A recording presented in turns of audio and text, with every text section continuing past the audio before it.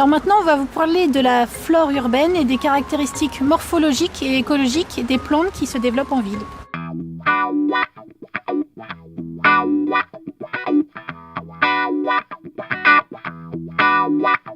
La diversité des formes urbaines crée localement des conditions d'installation variables pour les espèces. L'hétérogénéité d'accès à l'eau, au sol, à la lumière permet à des espèces aux exigences écologiques variées de s'installer dans différents endroits de la ville. Mais la ville est aussi caractérisée par une forte densité humaine et des surfaces laissées à la nature qui sont réduites et isolées les uns des autres par le bâti. L'environnement y est aussi très altéré avec des fortes concentrations en pesticides, métaux lourds, gaz et diverses particules fines. Et enfin, la ville est aussi caractérisée par une température qui est plus élevée que dans les environnements alentours. C'est un phénomène que l'on appelle îlot de chaleur urbain.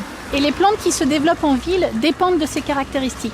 On parle de filtres écologiques pour exprimer le rôle sélectif de la ville sur l'installation de ces plantes durablement. On va voir maintenant des exemples de ces plantes urbaines.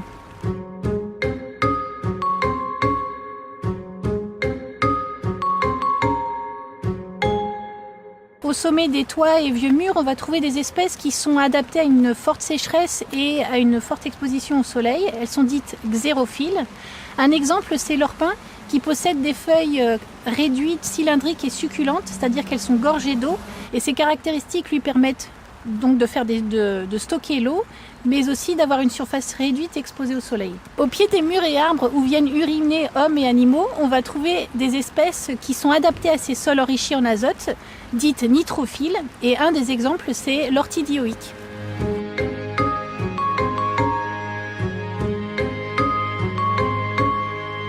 Dans les squares, parcs et jardins, on va trouver des espèces qui sont particulièrement bien adaptées au piétinement, comme le plantain majeur qui possède des feuilles en rosette très aplaties, donc qui supportent le piétinement mais aussi le passage de la tondeuse. C'est le cas aussi de l'agrostide stolonifère dont le réseau horizontal de stolons est très bien adapté au passage de la lame des jardiniers. Et on trouve aussi des espèces supportant un arrosage régulier comme la cardamine des prés. On peut aussi trouver des orchidées dans les jardins urbains.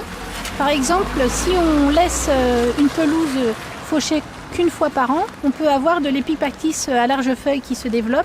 Même sur les sols secs, on peut trouver l'ophrys abeille qui nous sourit.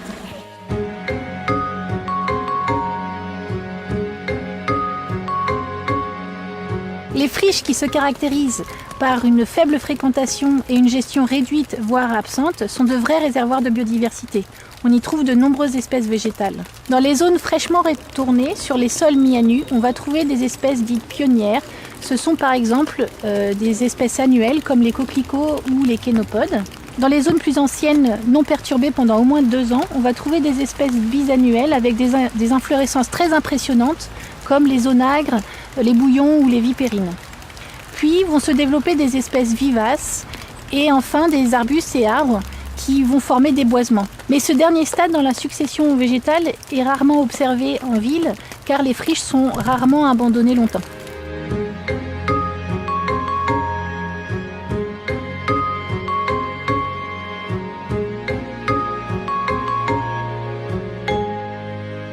Du fait de la forte densité humaine et des nombreuses agences qui s'y produisent, les villes sont aussi le lieu d'accueil pour de nombreuses espèces voyageuses aux noms évocateurs de pays lointains, comme le solidage du Canada, les rigérons de Buenos Aires, la renouée du Japon, le senson du Cap ou le fraisier d'Inde.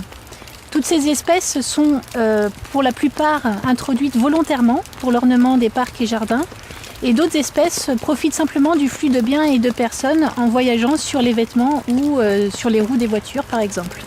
Donc dans cette vidéo, les points à retenir, ce sont des habitats réduits, isolés et hétérogènes, un environnement physico-chimique altéré, une gestion plus ou moins importante, un nœud de voie de communication.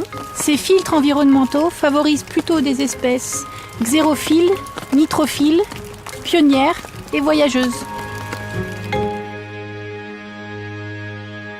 Les plantes phares à retenir, l'ortie dioïque et le plantain majeur.